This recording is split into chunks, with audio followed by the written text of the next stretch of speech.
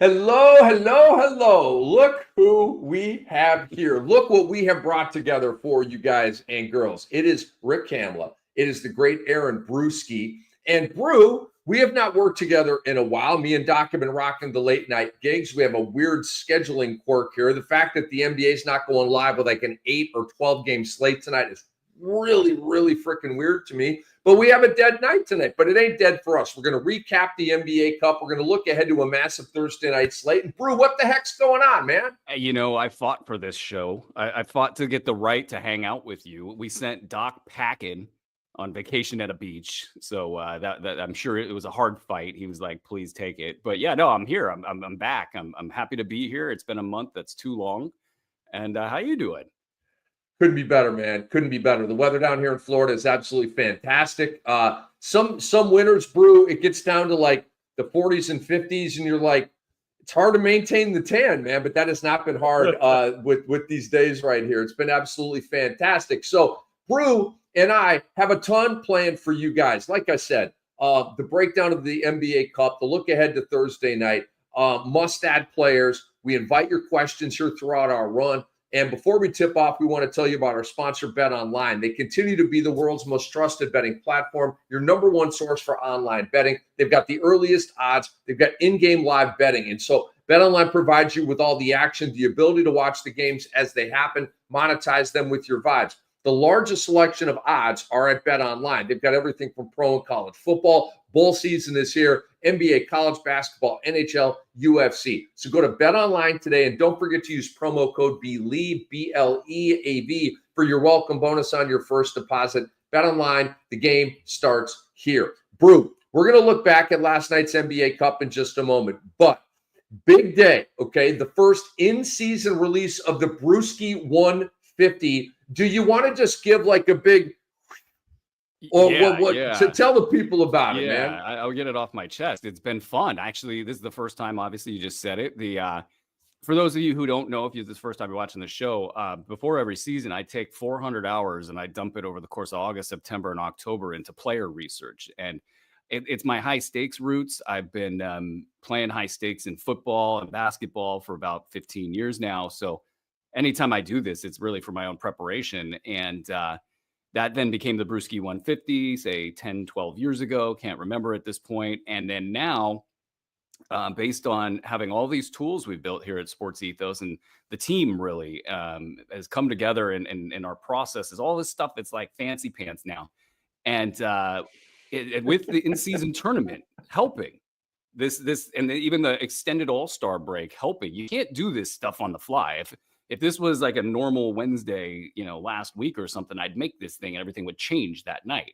So we get this little break in the season right now to do this thing.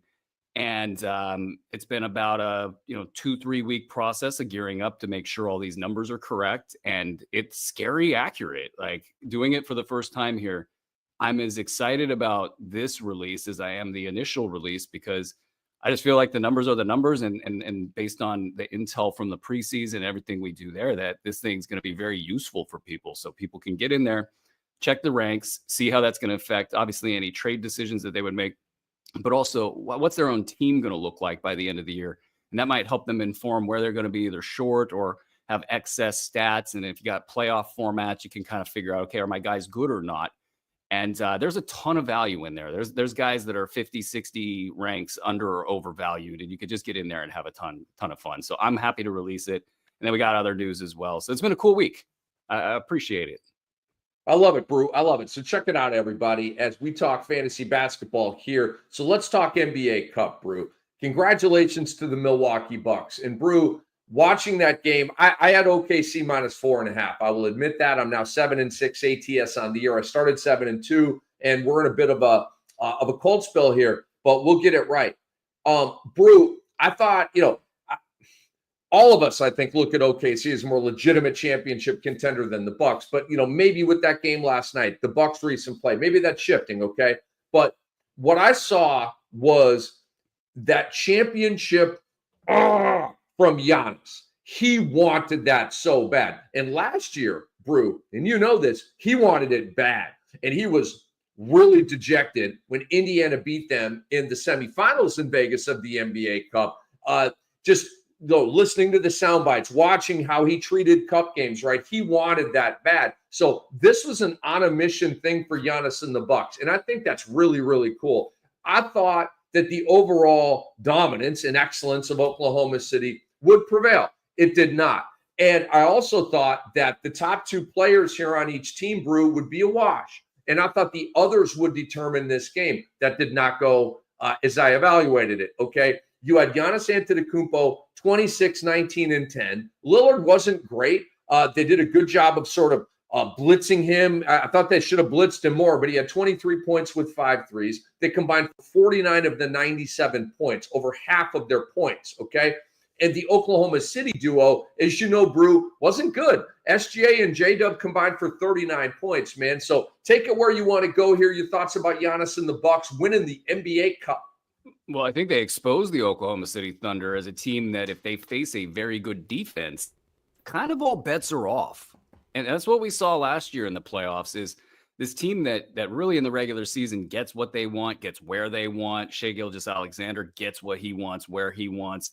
And you start to turn that off a little bit. And now they become a little bit of a jump shooting team. And then they're looking for physical advantages they don't have anymore. And it stunned them last year in the playoffs, and it stunned them here in this game.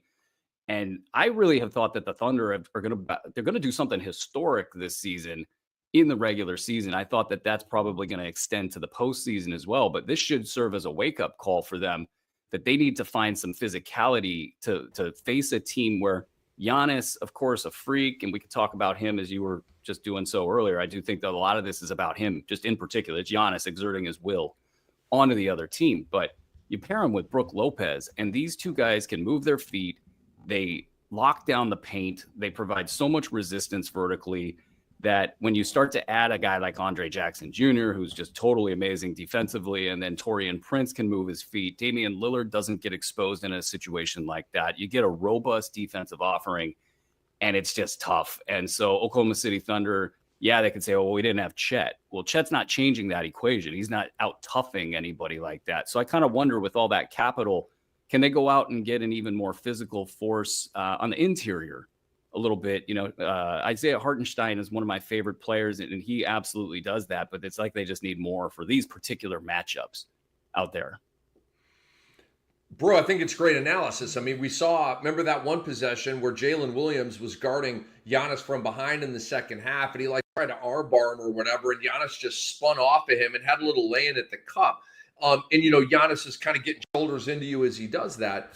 Jalen Williams didn't stand a chance of stopping Giannis in that moment.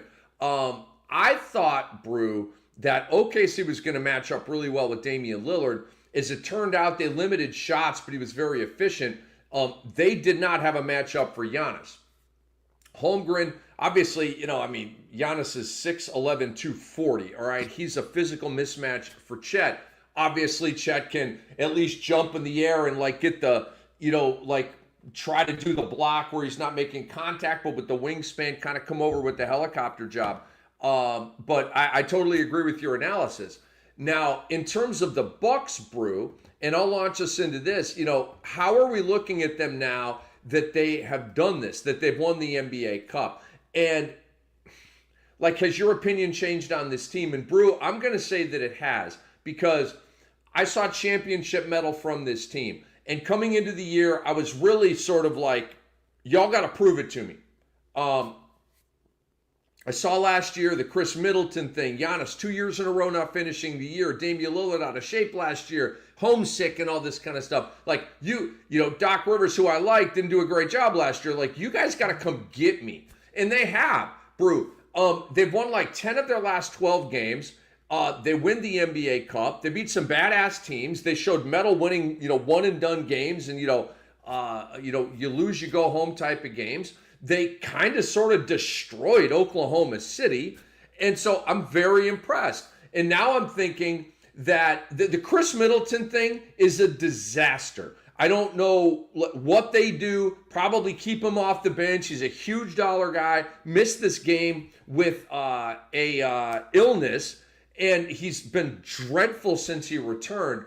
And so, I saw something on Twitter about CJ McCollum, and the Bucks are the leading, odds team to get a CJ McCollum please, if you could pull that off, because they need that third guy. Lopez and Portis are a little too inconsistent, and then instead of their 15, they need a guy that can pop for 20, and CJ would be that guy. So I'm thinking about them more seriously, Brew, as a core contender with the Knicks, with the Boston Celtics, with Oklahoma City. I'm impressed. I'm digging it, man. How about you? It's great that they've overcome this hurdle, because at the beginning of the season, the question was this thing going to tip over the wrong way, and you're going to send Giannis packing, so to speak, and Lillard packing, and then a reset for the franchise. And, all that momentum can build really fast. And it started right out the gates. Like that. I forget what they went in their first 10. It was like 2-8 or something. And they were just in last place. And so for this team to show the fortitude to pull together and bring it back to this level, I think that bodes well for their toughness. I think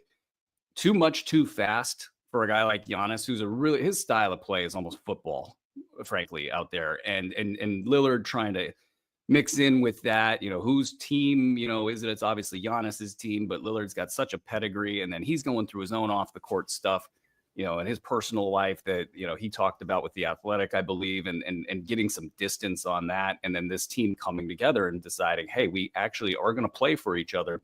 And you do got some strong personalities on this team that I do think make it possible. I mean, if you want to go back to Doc Rivers and some of his playoff stuff, I'm happy to hear about that. And you want to talk about whether Doc's washed as a coach or not, I'm happy to talk about that. But he has had a championship win. He has seen a lot. He has overseen a lot. And then you get down the line, Bobby Portis is a guy you don't really mess with. Brook Lopez is a guy who's pretty steady. So you got 4 big vets in this locker room that collectively decided, hey, we want this to happen here, not elsewhere. And then the other key for this team that I think is really interesting is they're getting quality play like AJ Green, and Gary Trent is a threat. He might not be consistent, but he's a depth piece that they can kind of sort of rely on. Taurean Prince is a good glue guy. So they're probably one player away from being in the discussion. And the East is such a weird conference right now. Boston's dominant. We know that. They're going to be a handful any way you slice it. Their math equation is better than everybody else's with the 3-point shot.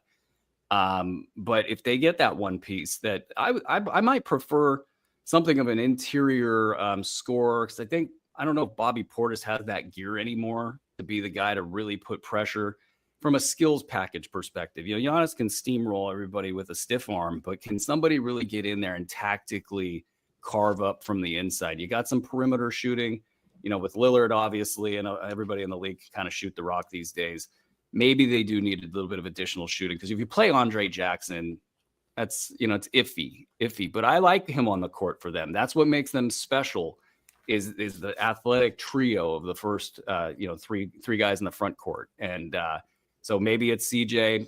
There's a lot of loose pieces floating around there in the NBA right now. How about Dorian Finney-Smith? I think Finney-Smith would be a really good player for the Bucks to take on that defense and hit threes and just be a glue guy. Yeah, absolutely. He doesn't need the ball in his hands.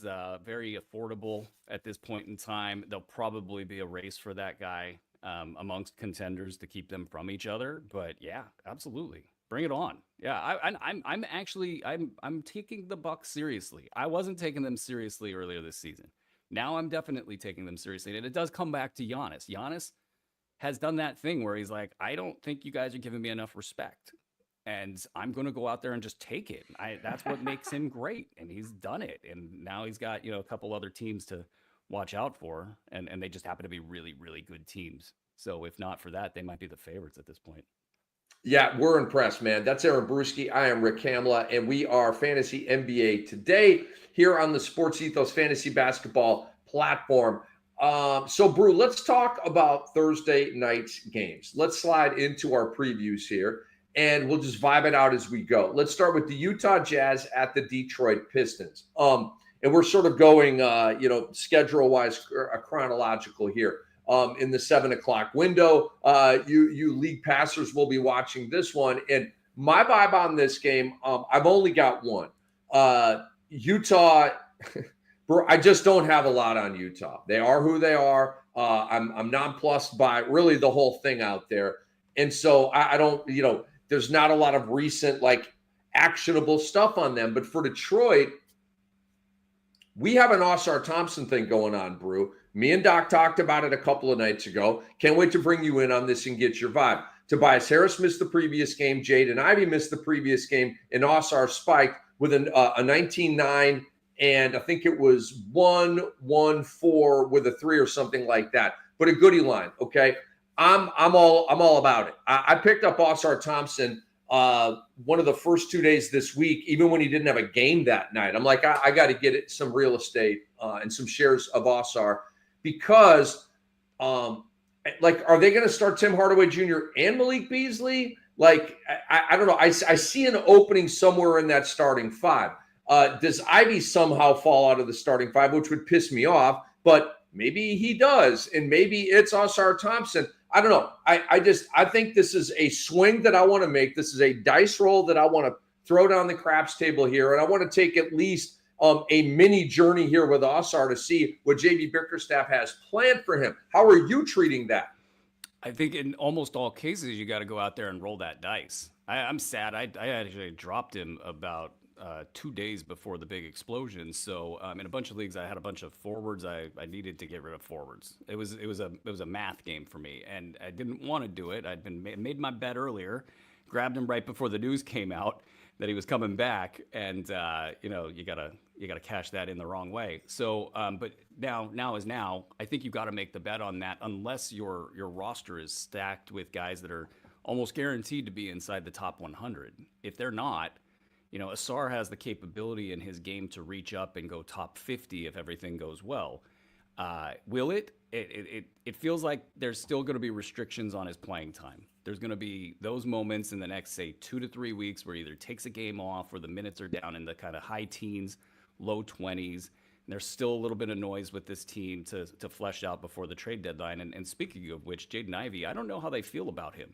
I think that the locals all said that they wanted to go to him early and see how it went, and that would pump up his trade value, and then they could determine what they wanted to do with what is one of the better young assets. If they want to go get something for a Jaden Ivey, I think they can go get something for a Jaden Ivey. They just got to decide internally if he's their guy or not. And with new management, it might not be the case that he's their guy anymore. So if Jaden Ivey moves on, it would depend on what they bring back. But now you're talking about a big 30-minute per game piece that's heading out, which helps the equation overall.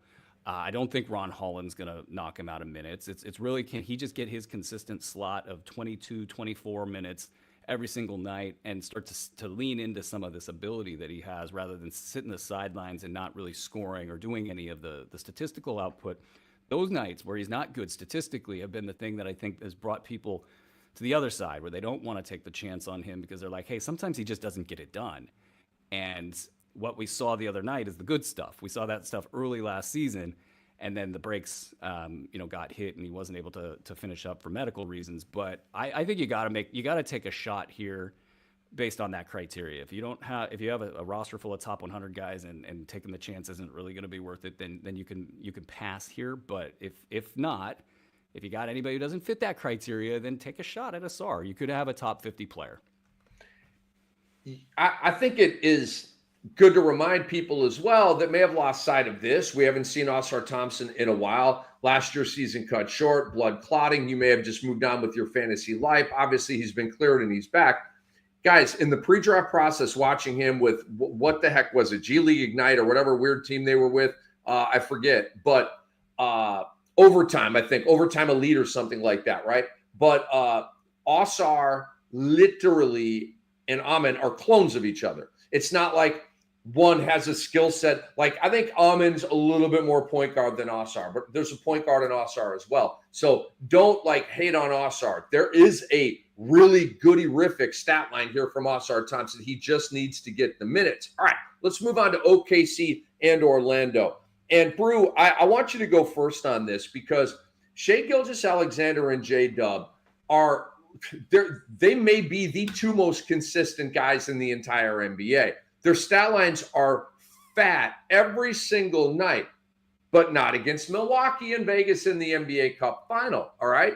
Now, it is a tough matchup. You're at Orlando, one of the best defensive teams in the league. Brew, last I checked, and I'm going to look at it right now, Orlando had not lost a home game. And Orlando is 10-1 at home, okay? They've finally lost a home game. So are you betting on a bounce back here from SGA and J-Dub? And do you think are you going over on a PRA? Are you going over on a point prop? Are you like, yes, they're going to get right back to what they're doing? Or do you think, this is not a good matchup for that? So where are you at with that? Yeah, I need to check the line on this because it's interesting stuff from a betting perspective. You get the bounce back factor for losing the cup game. You might even have a tiny bit, a little letdown factor. They travel to Vegas. Who knows what they did in Vegas? But they go, they make their 250 grand per player, whatever the number is. I think it's 200 or 250. And there's this like letdown of sorts, but it's the kind that questions their championship medal. So I think they come out a little motivated. And the fact that Orlando is 10-1 at home, a fact that they will be reminded about multiple times heading into this game. I don't think they're taking Orlando, who's down players. And normally that's a situation I like to bet into. I don't think they're going to be taking them so lightly, especially given a defensive team. I think when we see a defensive team out there, you kind of gear up. When you see an offensive team that doesn't care about defense, you go, I'm going to get mine, and that's great. We'll just go out there and score, and we'll outscore them. And that's when bad things happen to good teams playing teams that aren't as good. Looks like the line on this one is OKC -4.5. Goga's had a great season. Wendell Carter Jr. is playing out of position right now, and he's very confused about it. Like, he's not really factoring into the game plan. He's not really sliding his feet the way a power forward should. Goga, on the other hand, is playing really well. He's been pretty mobile out there, but he's not going to be able – these guys aren't going to be able to corral Shea. They're not going to be able to corral J-Dub in the pick and roll specifically. Now, Jalen Suggs might blow up a lot of it on his own. He's playing a ton of minutes, and he's probably pretty dead-legged right now by his standards. So I think he will do well. I think that KCP will obviously hold up, and he's been a little bit better lately. They got some guys like Anthony Black who can go out and profile as bangers, who can keep up with some of the physicality that a J-Dub brings to the table. But at the end of the day, they're going to have a real hard time generating offense, Orlando. They're going to try to muck this game up, and OKC can play in that kind of a format. I really think that 4.5 points here is probably not enough. Orlando doesn't have the firepower. This isn't. They see Orlando and they see this record, 17-11. They start seeing highlights of Franz Wagner in their heads. They start seeing highlights of Paolo Banchero in their head, and those two guys aren't there. This is a mismatch. Absolutely, with a motivated team coming in, and also 10-1 is not sustainable at home either. So I'll take the 4.5, and maybe that's up to 6.5. I think actually it opened at 4.5, now to 6.5. I still like it at 6.5. If it was 7 or 8, I wouldn't like it very much. 5.5 is a pretty magic number here, but I'll take the 6.5 with these guys. I understand. I'm going to stay away from that. But say this.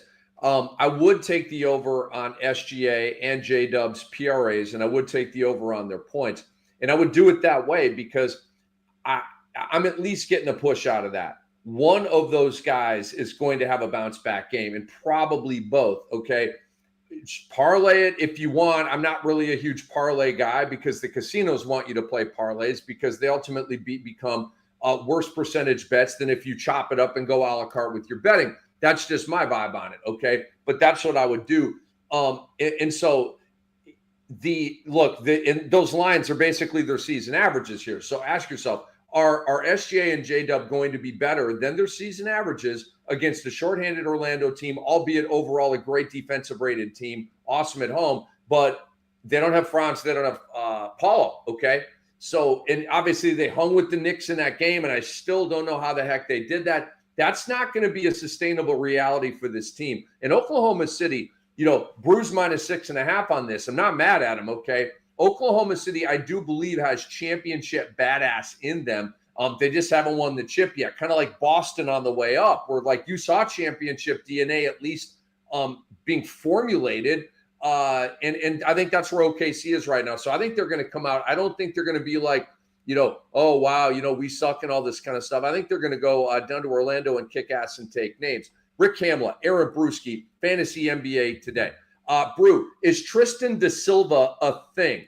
Doc's been talking about him. I told Doc I ain't feeling it, but he had a spike game against New York the other night. Finally broke out. 20 points, 3 rebounds, 2 assists. Yuckola, right? No blocks, no steals. and a 3, but it was a 20-point game. Okay, I bring this up for Doc. No, I am not yet feeling Tristan da Silva. Are you? Does he even have your attention at all? So Doc's at the beach, so we get to talk trash about Doc's pick here. Yes, no, I'm not on the Tristan da Silva bandwagon, but I will say that he is a good young player in the league that can shoot the rock and move a little bit. And unfortunately, in the fantasy season long category formats, there's just not enough there. And by the way, Banchero's coming back real soon, so that's going to obviously end the party for him.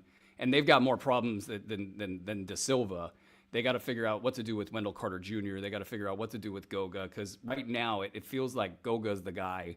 Wendell Carter is not. They planned kind of the opposite way around. And are they going to play these guys 60 minutes a game, the 3 centers, that is, with Mo Wagner as well? Or are they going to skew one and then have the power forward position be open for somebody like Da Silva? It's just not a good enough equation for me. So I pass.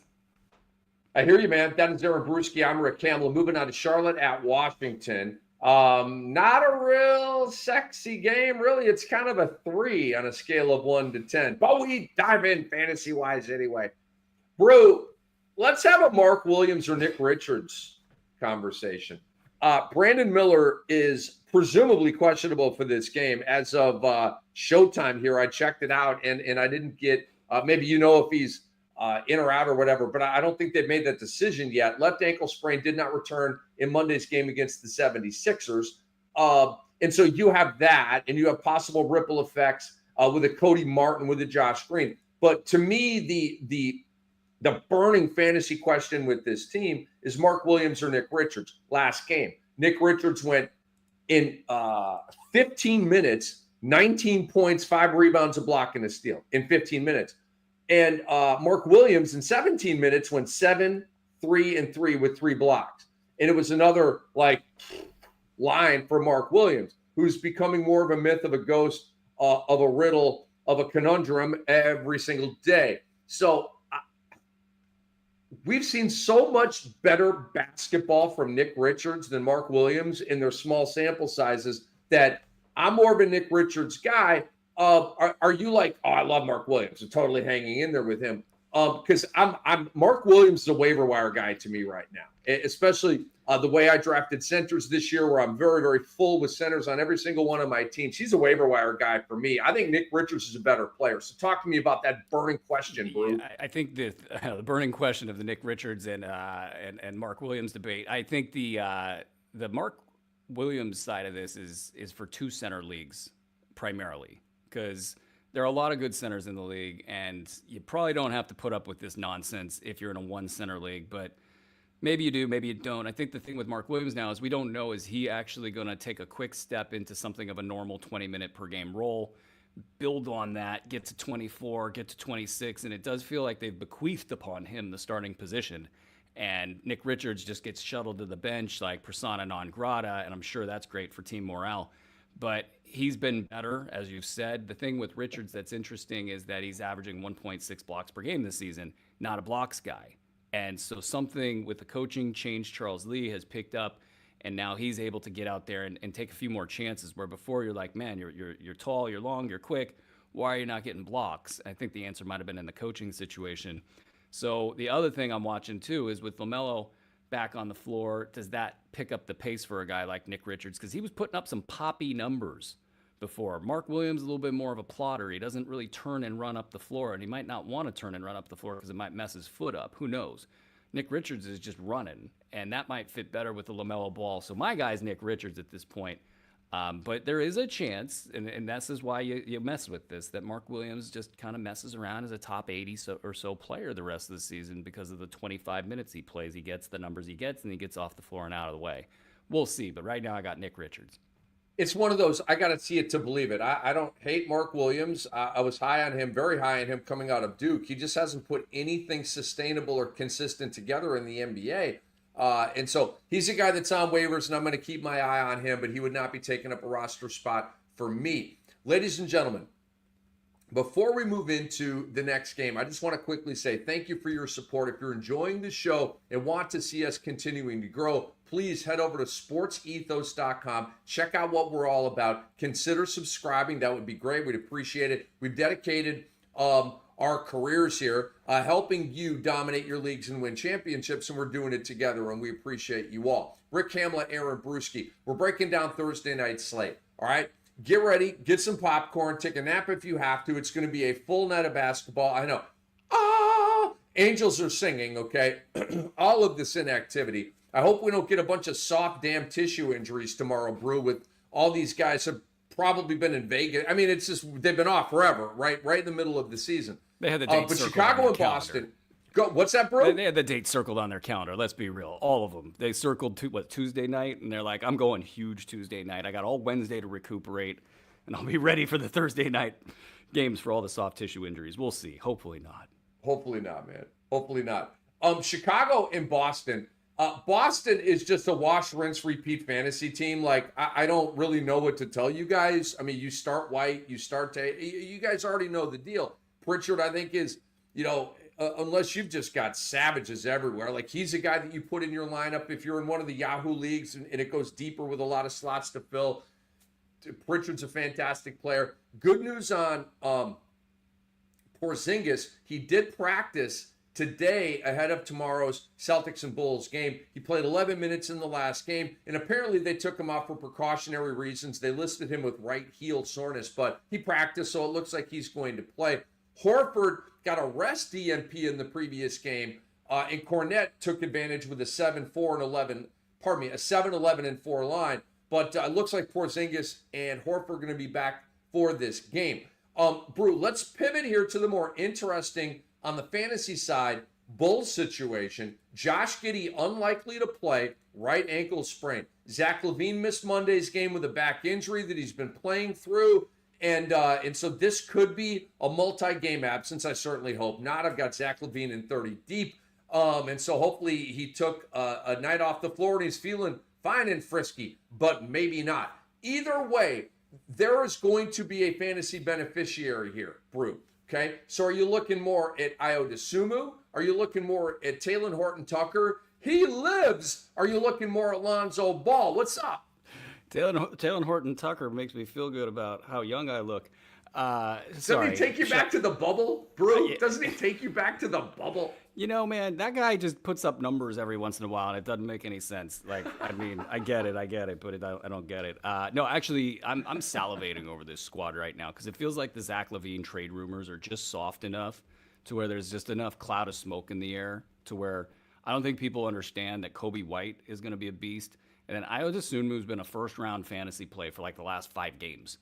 And okay, yeah, small sample size theater, absolutely. And Ayo's been a guy that I've been trying to make happen for like 3 years now. And ever since they gave him the ball as a rookie and said, hey, go get a bunch of assists. And it was like, oh, hey, he's got a little bit of game in there for being just an athletic defender. Now it feels like they've turned the corner and they've said, okay, Ayo, you're going to get the ball a lot more, maybe even more than Josh Giddey in some respects. And now Giddey's ankle is acting up again. I think a lot of people will gravitate toward Giddey if the LaVine stuff starts to happen or you start to see those dominoes start to fall. Kobe White's really quiet. I mean, he wasn't drafted in the preseason at all. I mean, he was falling to like 100 sometimes. Makes no sense at all. He didn't get any worse. It's not like there's that much shortage of basketballs to go around. And he's doing just fine right now. He's a top 80 play in the season for 9-cat formats. And then right behind him, Dosunmu, top 115, despite being just a 3-and-D guy, of course. It's, I think, possible that Dosunmu finishes the season out as like a top 60, top 50 player. And nobody's even looking at him like that. There's probably Dosunmu available in some stupid amount of fantasy leagues out there. So I think Dosunmu, and actually when I get done, I'm going to do a little cleanup on the B150 later and kind of just gather some news and just see what's happening. And I'll probably be bumping the Chicago guys up just a little bit more.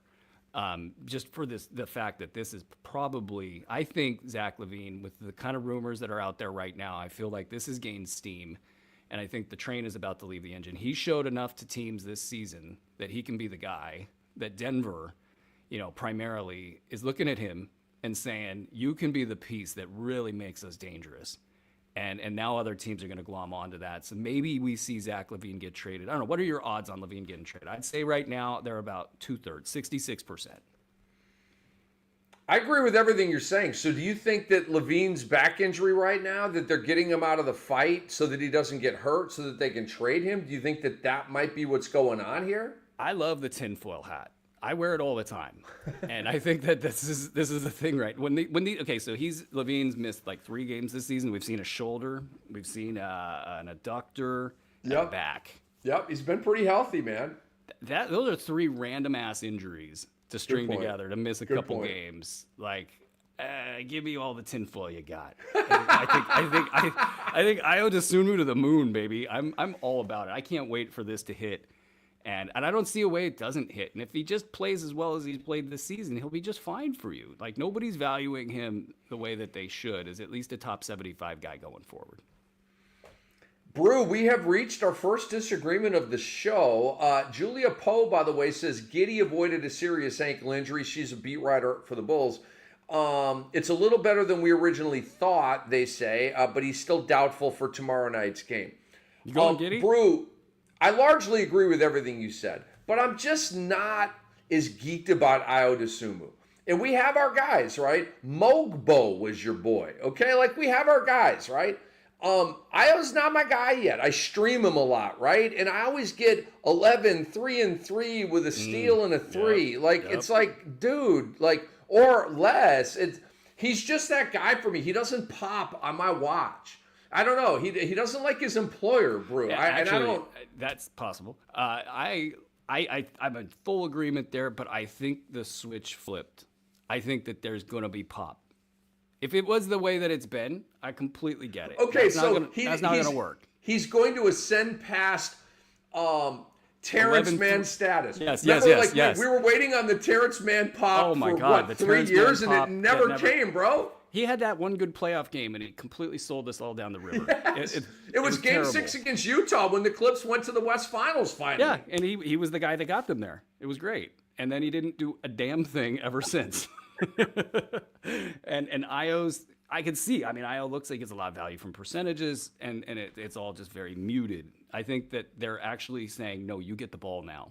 And Billy Donovan's like that. He doesn't give you the ball until he decides you're getting the ball. So this will be something like, I got my eye on Io, and I'm hoping that you're right, Brew.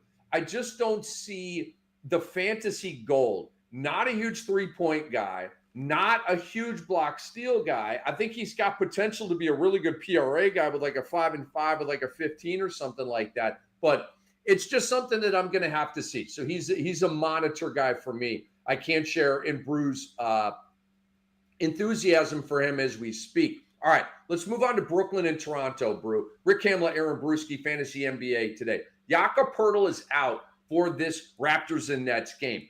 Is Kelly Olynyk finally going to be unleashed? I don't know what Darko Rajakovic has against Kelly O, who is a very fantasy-friendly player when he gets minutes here. Like, that's what I'm watching for in this game. And if I can't watch the game, I'm going to that box score. How many minutes for Kelly O is he a pickup? Because that's just the thing that interests me the most out of this game. How about you? It's the thing that interests me the most in this game. I got a couple Kelly O's out there, and what I want to know is he actually still capable of playing 20 minutes a game, 22 minutes a game. And this is the situation that we will find out, because let's say Scotty Barnes doesn't play. I can't imagine he's playing. He's questionable. That's pretty surprising. But let's say he doesn't play. I mean, you're asking basically RJ Barrett, who will take 30 shots if you let him. I mean, there's no question about the ball handling there, but Grady Dick, like, that's 2 players. Abaji's better than he gets credit for, but that's 2 players that can actually do something consistently with the basketball there.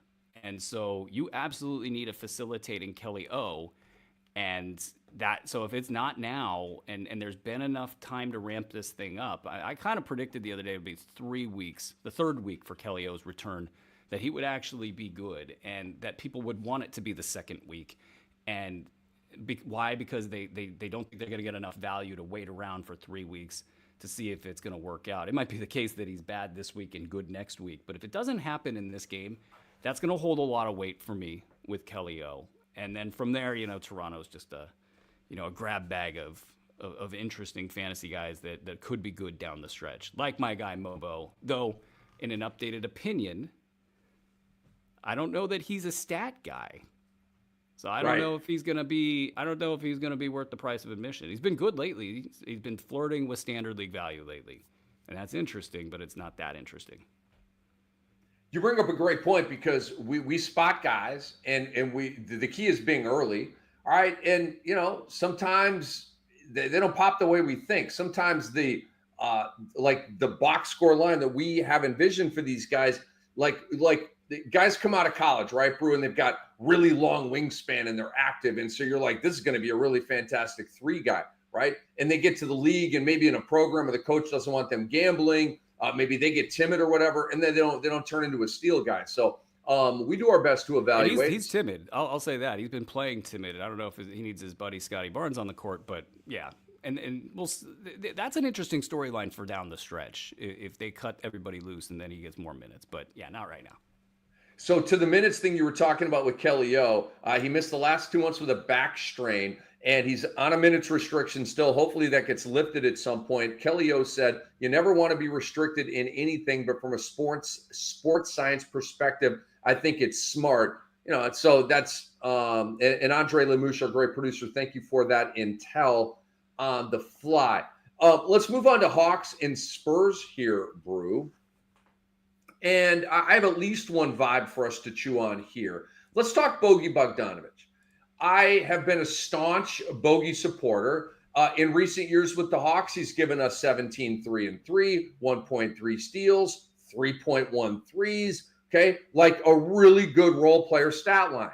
On a full night, he's probably a bench player for you when you're just maxed out with all of your spots. And on the Tuesdays and the Thursdays, you love having a Bogey hanging around. Not anymore. He's a waiver wire guy for me now, Brew. And this is something Doc and I have talked about. Maybe 2 weeks ago, we visited this, and I said, I'm still hanging in there with Bogey. The ascension of DeAndre Hunter, the drafting of Zachary Sachet, it's just made Bogey Bogdanovic really expendable and inconsistent. Last 5 games, he's gone 8, 15, 20, 7, and 10. He had 10 points and 2 threes with literally nothing else in 24 minutes in the last game. I think he's a drop. Brew, for you, is he a drop or a hold? It just really depends on format, but I think generally speaking, you're not going to stop grabbing somebody I would not get a Sar Thompson for Bogey Bogdanovic. There you go. It's literally, it's DeAndre Hunter. It's all the reasons that you said, and it's also the play types. I mean, you got Trae Young can get a lob to one of his athletic players like pretty much at will. And so it's all shifting away from him right now. I think the skill level for Bogey is fine. If he was dealing with something small, I wouldn't be surprised. Or if he's just not quite there yet, I wouldn't be surprised. But it's the others right now. So I unfortunately, yeah, you got to move on. And Devin Vassell is very weird. Last 5 games, 25, 17, 7, 23, and 4. Low goodies. He's 16, 2 and 2 on the year. Hang in there with him, but he's on cut alert for me right now. I'm not doing it yet, but he's on cut alert. All right, let's move on to Golden State and Memphis here, Brew. The rise of Jonathan Kuminga. And in their last game, Kuminga started, Draymond Green came off the bench. Steve Kerr, don't change that. How about Kuminga here, Brew?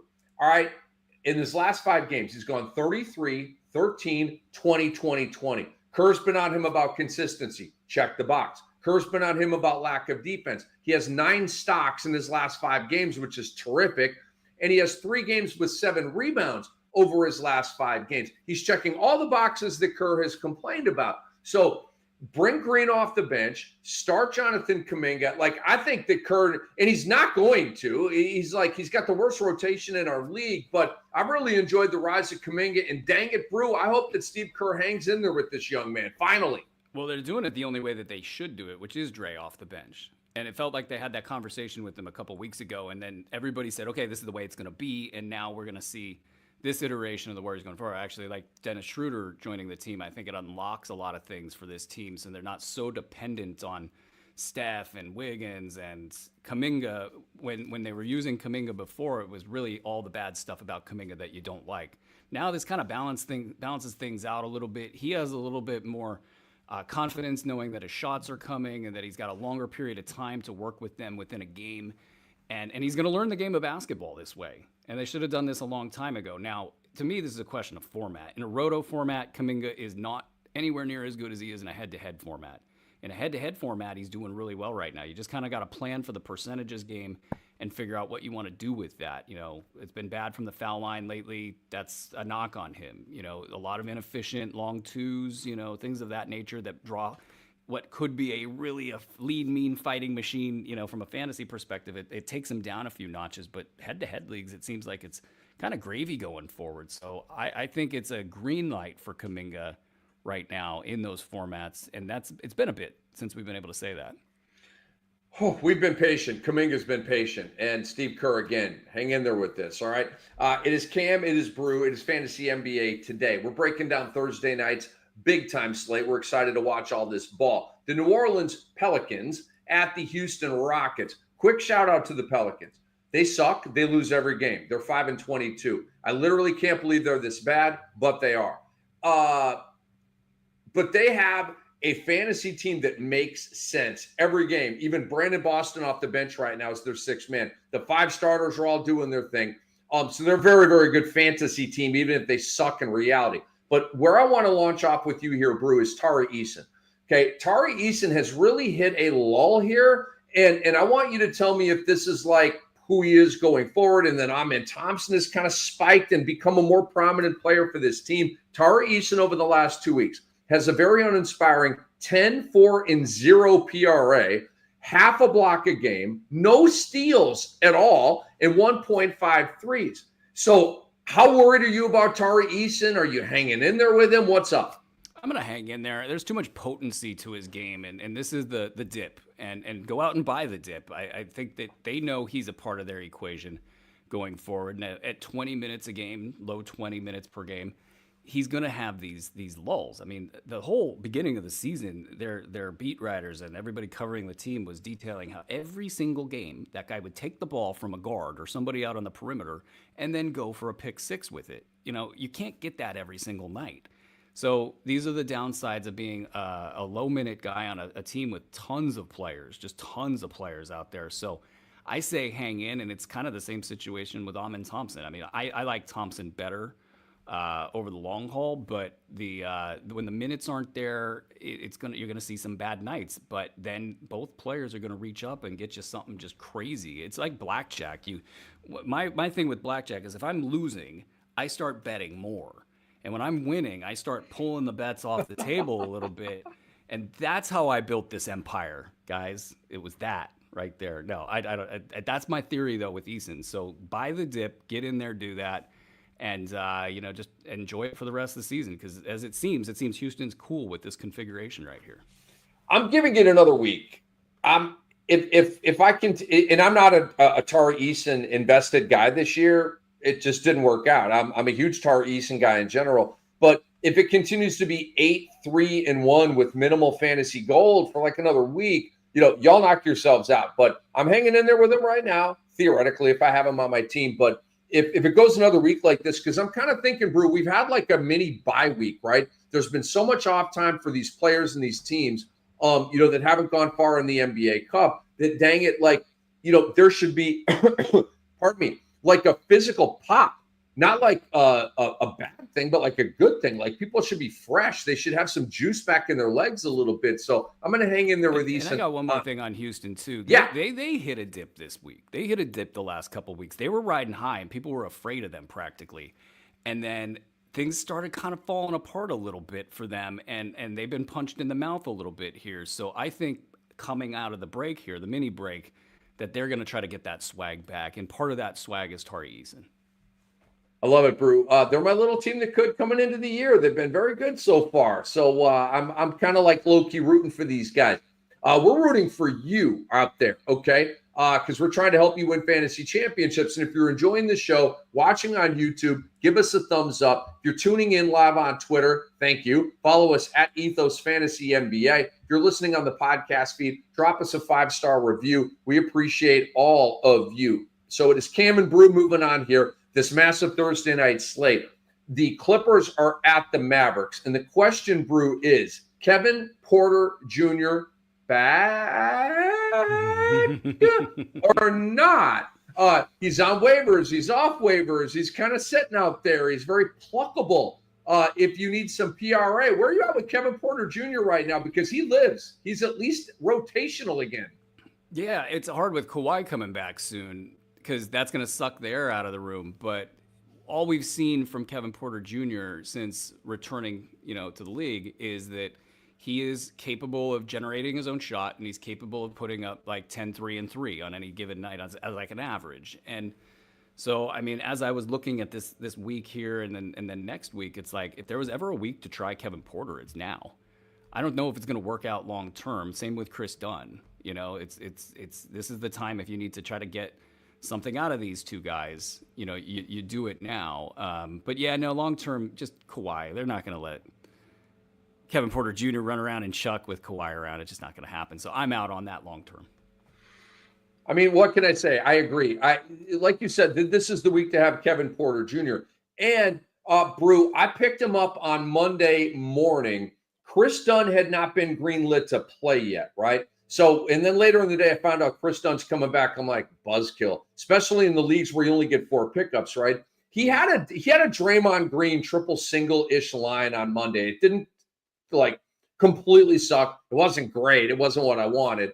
But it wasn't a total high and dry stat line. So this game's big for me with Kevin Porter Jr. Like, is he going to be like a 5-3-3 with nothing else, or is he going to like go back and go like 13-5-6 with like a goodie line, right?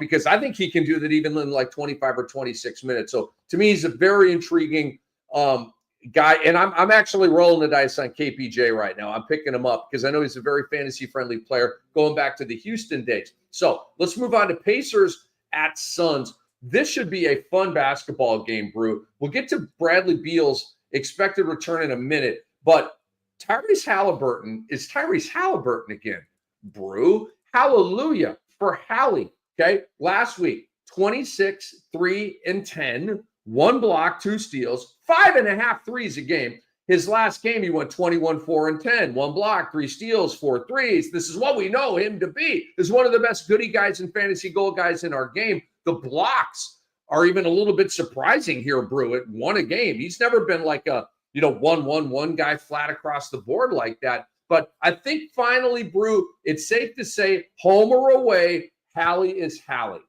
Yeah, it's been easy to say buy low on Hallie, even though that got a little dicey there. I think a lot of people didn't pull the trigger. They could have pulled the trigger. They could have gotten Hallie for like a top 50 guy at almost any point in time during this slide. I wonder how much was the back injury and how much was just kind of sucking.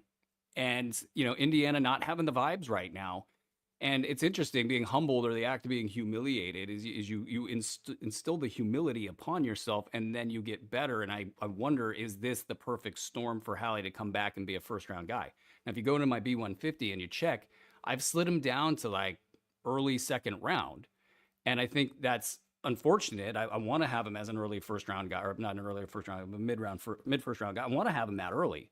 But it's really hard. The back injury is real. It's been there since Sacramento. This is a long-term issue for him that's not going away this season. Maybe he'll answer the question and play the rest of the games. We won't have to deal with it until next year. But between that and whatever that kind of stank in Indiana is right now, that they're not winning games. I think they got too many similarly situated players doing too many similar things. They need a big man. They went out and got Thomas Bryant when they could have gotten Paul Reed. I mean, I'm splitting hairs here, but like they need some help in Indy right now. If it goes sour, I think it might go sour with Tyrese as well. So I got him slid down a little bit. But yeah, no, he's back. It's good. It's good for everything. It is. Just wanted to point that out because he's been a hot topic of conversation here. Bradley Beal logged a full practice today ahead of tomorrow's Pacers and Suns game. He is probable to play. So this is bad news for Royce O'Neal. Obviously, Durant and Booker and Beal are going to get their numbers. Nurkic has been playing well. O'Neal probably will stay in that. No, pardon me. He'll go to the bench. Tyus Jones will remain in that starting 5. This is going to be a hit. I think Jones had 19 points in his last game. So this Beal coming back is a direct hit to Tyus Jones. When Beal goes out, Tyus Jones kind of multiplies a little bit. So keep that in mind with decision-making for tomorrow. Brew, let's move on to the Los Angeles Lakers and your Sacramento Kings. Oh, boy. We'll get to the Kings in a minute. I just have a question for you, and I certainly you run free like a horse in a beautiful meadow on a sunny day, okay, on a mountaintop, and then I'll go. But what in the F is JJ Redick doing with Max Christie in the starting five? The front office's will? I don't know. Like, Ooh. That might be it. I mean, and then also they might just be trying anything at this point. That's the best I got.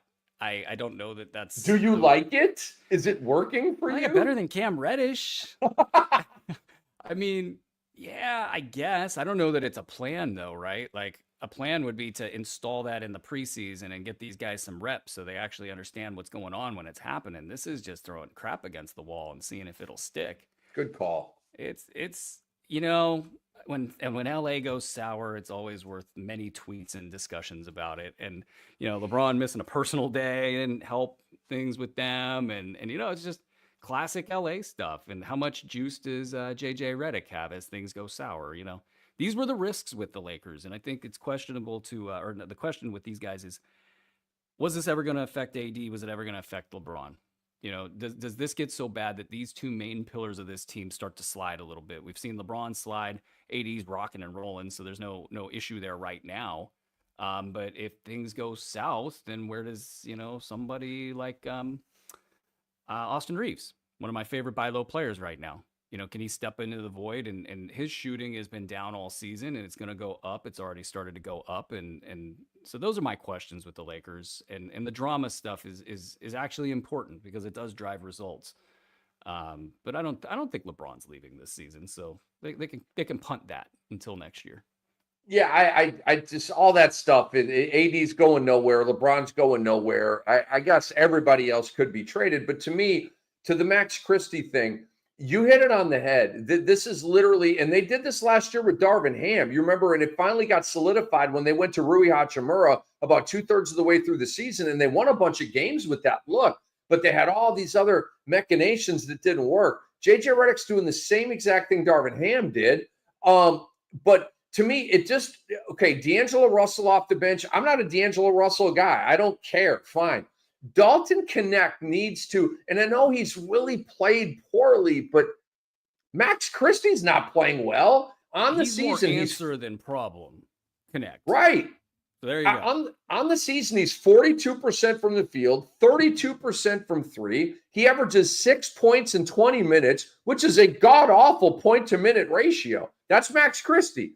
Like, I'm just saying, F it. I just got to groom Dalton Connect, and I'm playing him 26 minutes a game. Damn it, come hell or high water. You got to play D'Angelo Russell too. Like I'm not a D'Angelo Russell guy. I've been an anti-D'Angelo Russell guy probably his whole career. But you got to trade him, so he has to have numbers that people would want in order to pick him up.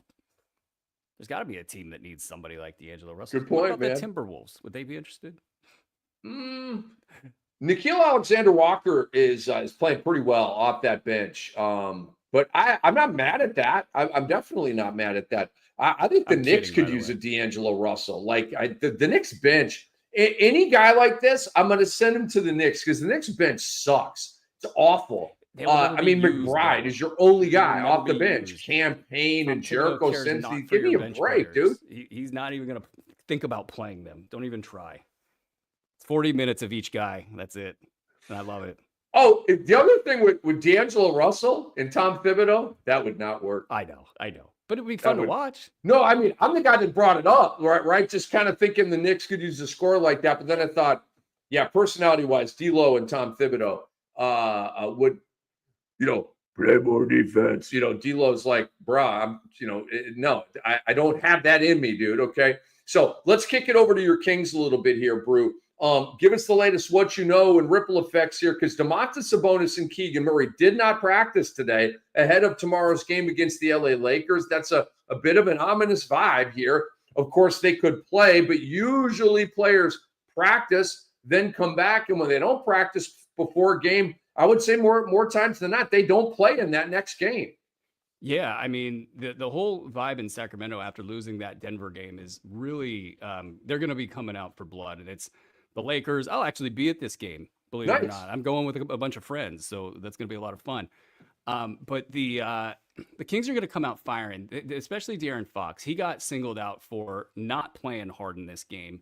And it's not like him, and it was kind of in the margins. It's the details game that everybody talks about. He wasn't able to play hard and box his guy out, and it got contagious, and they went down, and then they, lo and behold, have a player named Keon Ellis who saved the game for them, and he's got a net rating of 10.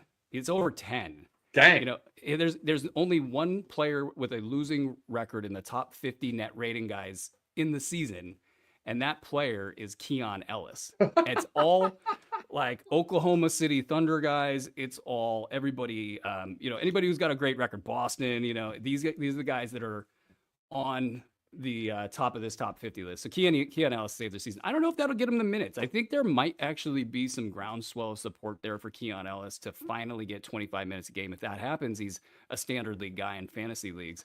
Outside of that, though, I think it's going to be more of the same for these guys. They're just going to play a lot better than they have lately. And we'll see what happens with the injury report. That'll obviously weigh heavy there, but big game for Sacramento. They need the momentum, and they need to do that at home in front of their crowd. So I expect them to play really well. Have fun, Brew. That's going to be a blast. Big time game. Sac, and there aren't very many rivalries in the NBA, but I still think the Lakers and the Kings are a nice little rivalry. People in New York may not think so, but us worldly hoop heads, I still look. And it's not just, Vlade Divac, the back tap to Robert Horry. It's like the proximity, what's been said. They're in the same division. Fox in the face, Rick Fox, that is. Yes. All that stuff. And the fights in the stands. It's everything. It'll be interesting to watch. I love it, man. Don't be going viral on my boy Brew, man, because then I'm gonna have to get on a plane and nobody come out knows there. I'm not a Kings fan. That's the funniest part. Yeah, they're my Kings. Of course, they're my Kings. I'm not a Kings fan. I'm a Warriors fan. Go Steph Curry. I love it, man. I love it. All right, Brew. We got one more game here. Rick Kamla, Aaron Bruski, Fantasy NBA today. The Denver Nuggets at the Portland Trailblazers. Christian Brown is what I'm watching for here, Brew. He, I presume, will be listed as questionable with the back injury. He did not play on Monday, so it's a question mark going into Thursday's game. Russell Westbrook started next to Jamal Murray. The results were freaking fantastic. He almost had another triple-double. He went 18, 9, and 10, 3 steals per game.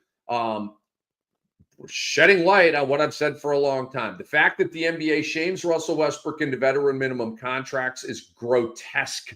This guy should be at least a $10 million per year player. 3 years, $30 million. That's not even the full mid-level exception, okay? But it's good backup money, and I think that's where he should be at. I'll get off my soapbox here. So, and look, Russell Westbrook's been very good over the last couple of weeks, by and large, for the year he has, okay? But Christian Brown, if he ain't in there, I'm telling you, stream him. He's probably not on waivers, but I'm a huge Russell Westbrook guy. So I'm not saying he should start when Christian Brown comes back, because Christian Brown's been absolutely fantastic statistically and in his role in reality for the Denver Nuggets. But I'm enjoying this Russell Westbrook in the starting lineup thing while it lasts. I think that Denver's got visions of Russell Westbrook hitting like 35-foot three-pointer to knock them out of the playoffs like 4 seasons ago or whatever it was. It's in Michael Malone. This is a guy who will play a guy like Russell Westbrook all day long because he's got heart and he'll compete. And that's the thing that I think matters the most with Michael Malone is that guys are laying it on the line and they're fearless more than anything. And they got a bunch of vets on that team that are fearless, and they got a bunch of young players that need to contribute that aren't fearless yet. And I think that shows up in these games where the frustration between the parties involved, and there's some behind the scenes stuff that's going on there too as well that's not exactly helping team morale. It all shows up from game to game, but Russell Westbrook don't care. He just goes out and does his thing, and Michael Malone appreciates that. So yeah, if Brown's not in, Westbrook's going to get in there and produce. And they also shouldn't have won that game against Sacramento. With about a minute to go, they all had their heads hung, and they gave up on a play. And then I think it was Monk or somebody hit a three. And this thing was over. And then they just started taking prayers and making shots. And Sacramento did some stupid stuff. And lo and behold, they won. I don't know what that's going to do. I think that they probably don't accept that as a win, and they look at that as a terrible performance, and then they come out in this game and they want to play. But the problem is on the other side, it's Portland, and teams, they actually fall asleep for Portland, and Portland's got a few wins this season. They got some players, so if it goes south for those guys, it'll be interesting because I think a lot of people will take that as a measurement game internally for where they're at, and maybe go make a trade for Zach LaVine. I want to see Zach LaVine out of Chicago, man. I want him on a contender. I mean, if he stays in Chicago past the deadline, they're going to shut him down. They're going to play young guys. We already know how this goes. And Brew, I'm finally trying to win 30 deep for the first time in my career. It's my holy grail of fantasy championships right now. And when Zach LaVine's on the floor, my team's pretty good. And when Zach LaVine is not, earlier this year, I missed him for a week and I got like 3-6 and 7-2. Okay. Like, Brew knows in a 30-team league, you've got to have your guys or it's just not going to work. Can I say one thing on this? If he lands in Denver, I think he shoots over 50% on catch and shoot threes. I mean, this is a guy that makes difficult three-point shots look easy. He's a natural, one of the best shooters in the league. And then you get Jokic throwing him dimes right at the letters. Come on. Like, it's going to be nice. It won't be, I think, as nice as it is in Chicago, where he's the lead dog and he can kind of do whatever he wants, but it'll be nice. He'll probably outperform Jamal Murray out there, side by side, playing in the same backcourt, if that's the way it all fleshes out. But we'll see. I mean, he certainly plays a lot harder than Jamal Murray does. Clearly not as skilled as Jamal Murray is. Brew, we are about done here, my friend. Anything you would like to tell the people before we get out of here? Any articles, any projects, any shows you want to promote here? Yeah. If you're not watching this online and seeing right there on the screen, there's this bottom right-hand corner of the screen. Speaking of Holy Grails, this is something we've been working on for a while. We've been wanting to release a Sports Ethos app for a very long time. We released it today to the public at large. So no more do you have to sit on social media and sift through God knows what to get to what you want. And you can actually just look at your app and get our player blurb feed primarily, which has, I mean, to be in the blurb world, you got to know everything about everything at all times. And reading blurbs and writing blurbs, you just get so sharp. So, you can read the stuff on Twitter, but it's moving so fast and there's not enough time to do the tweet the right way. It's not comprehensive. This player feed gets you caught up. And there's also other tools. And we're building into this thing on a week-by-week basis and a month-by-month basis. So you're going to see more and more stuff. Subscribers will get some special benefits, but for folks that just want stuff for free, get to the links all over the website, all over our tweets, and get to either Google Play or Apple's App Store. Get that thing downloaded. It's the biggest news that we've had here at Sports Ethos in probably a couple of years. So I'm very excited to be able to announce that. And thank you to everybody at Sports Ethos who made that possible. It's going to be awesome. Well said, Brew. Well said. Brew, this has been a blast, my friend. This has been a blast. Let's kick that Doc guy out. Let's do this more often. Doc is in somewhere with a beer in his hand. He's in a beach on vacation. Not letting the sunshine hit his body. He's Brew. He's a never nude, that Doc. He's saying, stop messing with my money, Bruski. Stop messing with my money. My God. Get a text right now, and I'm not going to answer it because I won't do that for him. Guys, if you're watching live, stick around. We're going to be answering your questions here in just a little bit. But for our gig here, for Aaron Bruski, for our great producer, Andre Lemouche, I am Rick Kamla. Thank you for watching Fantasy NBA Today. Make sure you subscribe to the Fantasy NBA Today podcast so you never miss an episode. Follow us on social media at Sports Ethos and at Ethos Fantasy NBA. And if you're watching this show live, don't forget to hit a thumbs up button and subscribe to our YouTube channel. Folks, this episode was brought to you proudly by Bet Online. See you soon.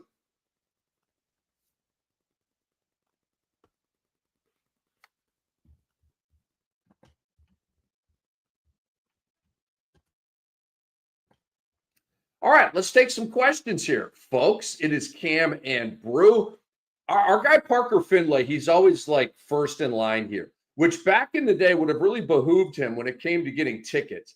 Back in the day where Bruski and I and other old head rock and rollers would have to like go to the arena or wherever and like camp out overnight to be first in line in the morning when the tickets opened up. Thank God we have a more humane way of doing that right now. But Parker Finlay says, Merry Christmas, guys. Love the show.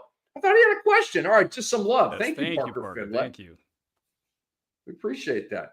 Don Sicario says, good evening, gentlemen. Beal or Ingram, 9-cat, 10 team. Brew, go. I'll take Bradley Beal because I at least know that he's wanted somewhat in Phoenix, and he will possibly be traded into an even better situation, maybe. So, yeah, I'll take Beal. I don't know what's up with Ingram. I don't think they want him in New Orleans, and I don't know. It might just be another season on the shelf. Does Brandon Ingram love the game of basketball, Aaron Bruski? Is that your question or is that your thought? It's a loaded question. Oh, yeah. If you love the game, you're playing more than that guy plays, man. Stop it. I haven't been a Brandon Ingram guy in a long time. I don't think I'll ever be a Brandon Ingram guy. So this is just the other guy. Whoever the other guy is, I'm taking. I'd take Ayo Dosunmu over Brandon Ingram. I would. Oh, I can't shots do fired. it. Shots fired. Your boy, Ayo Dosunmu. There was a little sarcasm in that, but I think you all get the point. Daniel Pacelli says, goats. Thank you, Daniel Pacelli. I hope I'm getting your last name right. Gary Kirby says, I have Kyle Kuzma, condolences, in a Yahoo points league. In past years, Kuzma was solid. He sucks this year. Should I drop Kuzma and pick up Shake Milton? No. That's a good question. Let me just give you my quick thing here. I'm not picking up Ben Simmons, Brew. I'm waiting on Ben Simmons to get hurt, and then I'm pouncing on Shake Milton. That's how I'm handling that deal. That's a good strategy. It's probably too early for Shake Milton, but at least he's shown us sometimes, the very few times in the past, that he's actually got something there. And yeah. But Kuzma could return, and I just wonder, is he taking the first third of the season off, first half of the season off, and he knows he's getting traded, so he doesn't care. He shows up overweight, and then he's like, I'll play my way into shape, and I'll get back in a points league that's like, 18, 6, and 4 or something, and that works in a points league. So I'll take your side of the line here, and I'll say hold on to Kyle Kuzma. Barf. Matt Carmody says, thanks, guys. Appreciate you. I love all the love out here. One of Happy our best holidays dudes. to you guys, man. He's always supporting us. Thank you, Matt, for all of your support. That's awesome, man. All right, Steve Sloan says, what do you think about Schroeder's future value? I think he will be just fine with the Dubs. Brew, you go first on this one. I just think it's unfortunate that, like, in his first year in the league, somebody spelt his name with an E, and now nobody, like, it's stuck with him for 10 years in the league.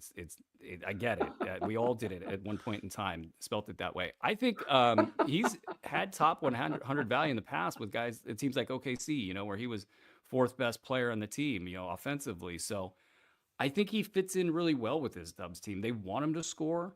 He's going to score. He's going to just kind of do his thing. It's not going to be like it was in Brooklyn, but I think like top 100 the rest of the way is within his reach. I need to see it, Brew. I need to see it. No. They got Dre. They got Steph. They got Pajemski. There's one thing I am interested in is how he gets along with Dre, because he's gotten into it. Schroeder's gotten into it with most of the league. Yeah. Well, hey, Chris Paul and Draymond were able to play together as oily as that might have been. Chris Paul's got some credentials. Good point.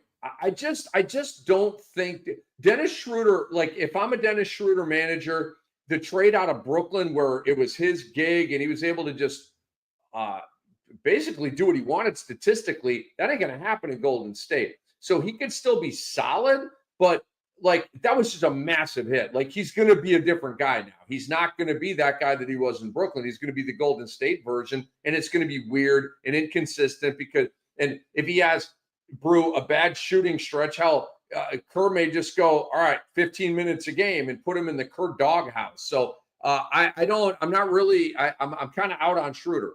Now, if he has a bunch of like really good PRA lines with Golden State, then I'll come back on it. But that's where I'm at right now.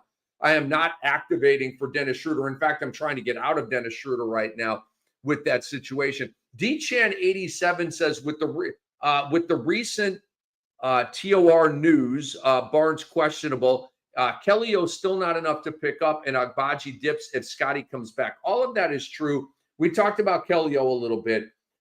Bro, we can't guarantee that Kelly O is going to take up for Jakob Poeltl right now, but dang it, he certainly should, right? Shouldn't Kelly O get up to a 25, 26 minute per game level? He's capable. I mean, his game travels. He doesn't need to be super athletic to do what he does. He just needs to pivot the right direction on the floor as he does his little dribble handoff and, all the little drives to the hoop. He could do all that stuff. Abaji, his value comes from field goal percentage. So it's really weird. Like in a head-to-head format, you don't feel that very much. So it depends on format with him. Abaji's been impressive though, man. Like good athleticism, good kind of decision-making with the ball. That's how you get such a high field goal percentage, just taking quality shots.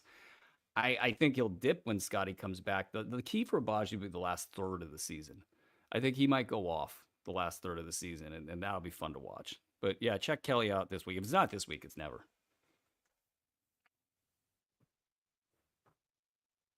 And we got you on mute. Pardon me. I think, and I really liked Ochai earlier this year with no Quickly and with no Barnes. And I agree with you. Like if there's a massive shutdown and they're playing him, he could be like an 18-5-5 guy with really good 3 steals and blocks. But he's not going to be that until a shutdown occurs. Andre is telling us here that Schroeder talked about playing with Draymond Green, saying he's excited to team up with Draymond. He was always hell when you're on the other side of it. And so, but look, these are 2 of the biggest competitors in the game. Schroeder's a badass. He talks trash with everybody. And I just don't see the stats there in Golden State. All right. D-Chan87 has another one for us, Brew. He says, I have Osar, well done, Ochai, and DFS. Should I drop them for Keon Ellis, Brogdon, Toppin, Kamara, Boucher, Kellyo, and Kuz all on waivers? Let me give you the list again.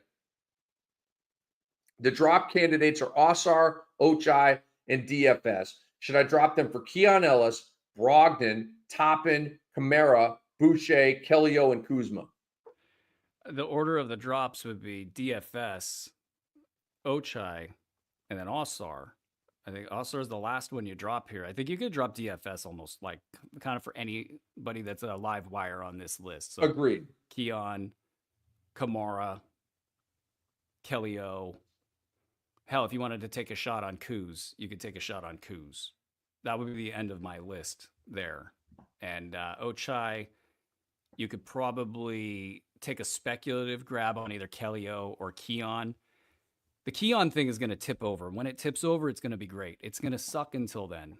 And the data's in, and I believe Mike Brown understands it as well. It's just they want to get rid of Kevin Huerter and play him and showcase him. And also Malik Monk probably got promises for a chance at the starting job in big minutes. So they needed to try that first before they go to the thing that we all know, which is to just stick Keon Ellis in there for 30 minutes a game in the starting lineup and reap the benefits. But I digress. That is Bruski's guy. He loves some Keon Ellis, man. And I don't disagree. So I'm not dropping Osar Thompson right now. He's a guy that I'm going out to get right now. DFS, I agree with Brew. Send him to waivers. He's a streamer on a light night. That's how I look at DFS.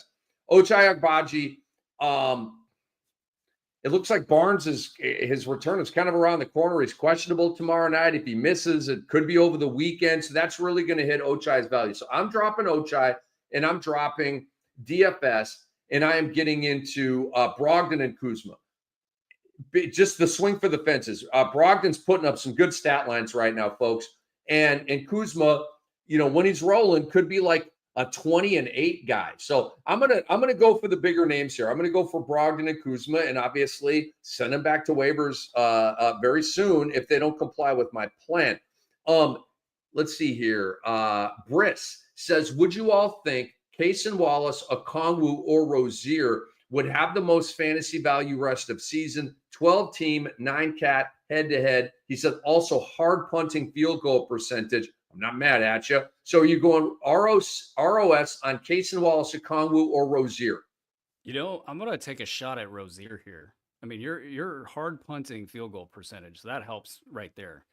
Rozier has been bad, and he's been playing through a foot thing. And by the way, if they trade Jimmy Butler and they get nothing back, this screams Charlotte all over again. If he gets a shot to kind of reestablish value, and he's been a top 50 guy in the past, it's, I got my eye on him bumping him up the B150 here temporarily in this next like 24-hour period, just a little bit more. It's not great right now, but in your format, your situation, I would do that right away. I like it. That's Aaron Bruski. I'm Rick Kamla. We're taking questions right now. Fantasy NBA today. Beam Team asks, is Bogey a pickup with OO injured? I'm not sure that Beam Team has. I just checked the wire on Yeka Okongwu just to see if I missed something. I didn't see an injury for him. So enlighten me if he is in fact injured.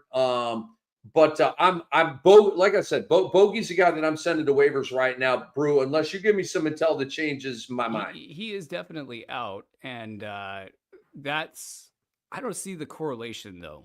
I don't think Okongwu's gonna take his like enough dribble handoffs out of the the small amount that he's involved in the offense. I don't know that that's gonna bring in say small lineups that kind of unleash Bogey. I think the thing that'll unleash Bogey is DeAndre Hunter going down. That's really been something that not a lot of people expected to happen, or didn't put a ton of stock in, I should say. It's not totally surprising, but that's really between that and Dyson Daniels getting a lot of the rock, those two things right there. That's what you got to watch out for the trigger on the Bogey stuff. Agreed, man. The internet let me down there with Onyeka, but we press on. Admiral Nita, our boy.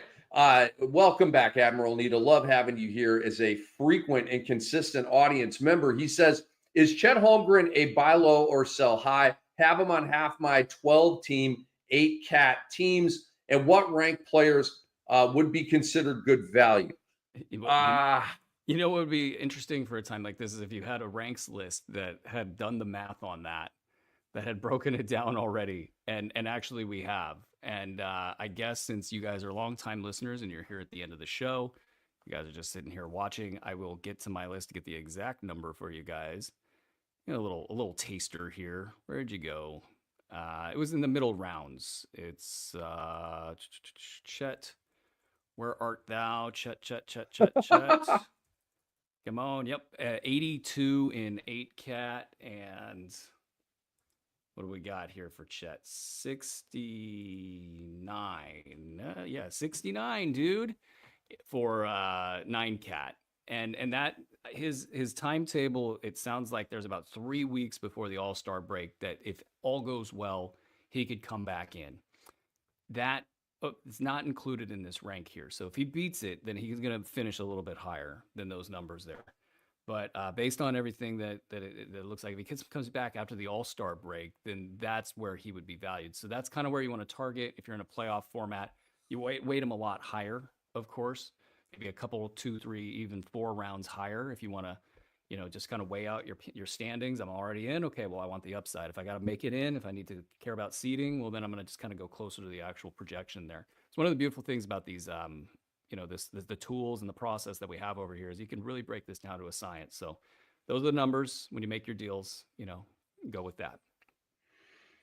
I would send out some offers for Chet Holmgren. I think they're going to bring him back. They have championship in mind. They're going to want to bring him back and get him up to speed in the regular season before the playoffs begin. So it's going to be a minute, but he could be a guy that really gives you a shot of adrenaline and becomes a difference maker for the playoffs. So, and you're going to get him dirt cheap right now. I think he's a good buy low. I really do. All right, we have one last final question here. Andre says, Onyeka Okongwu, left knee inflammation, out for at least the next 4 games. Like I said, the internet let me down right there. But we press on with our final question for Parker Finlay. Would you trade PG for FVV 9-cat head-to-head 12 teams? He says, I'm short on point guards and have Vassell, Jimmy Butler, Kawhi Leonard, Beal, and Scotty Barnes at the wings.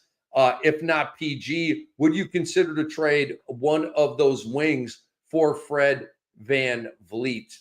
We're take a bite out of that complex question from Parker Finlay. Yeah, I mean, it feels tough to go Paul George here. I mean, God, he's hyperextended his knee however many times. And, Philly's just so safe right now. Everything's going so well for those guys. But that's what good deals are made out of. Like, we just saw a normal Paul George game the other night.